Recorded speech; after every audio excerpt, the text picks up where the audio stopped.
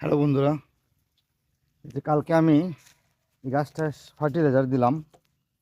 তো এই যে গাছটা এর আগে অনেকেই দেখছেন। এই গাছটা টপ ওয়ার্ক করা, 20 বছরের পুরাতন গাছে আমার নিজের হাতে টপ ওয়ার্ক করা।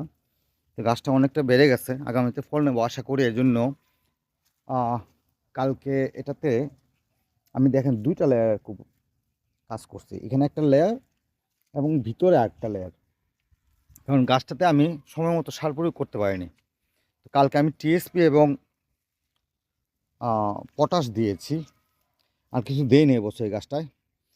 আর পেক্লোবুট্রাজল দিলাম।